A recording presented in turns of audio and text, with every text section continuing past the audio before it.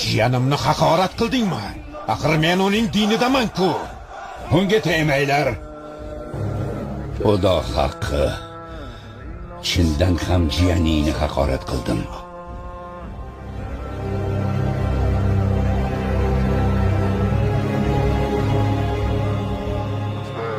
Men shunday bo'lishidan ogohlantirgandim.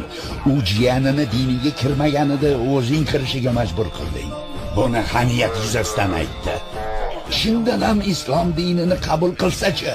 Xudo haqqi, shu paytgacha Muhammadning Hamza kabi kuchli tayanchi yo'q edi. Endi u ham musulmonlar safida.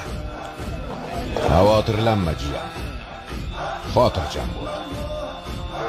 Birortasi senga ozor bersa, unga ortig'i bilan qaytaraman. Amaking sifatida yordam berayotgandim. Endi esa musulmon sifatida ko'mak beraman. Allohdan o'zga iloh yo'qligiga va siz Allohning payg'ambari ekaningizga guvohlik beraman.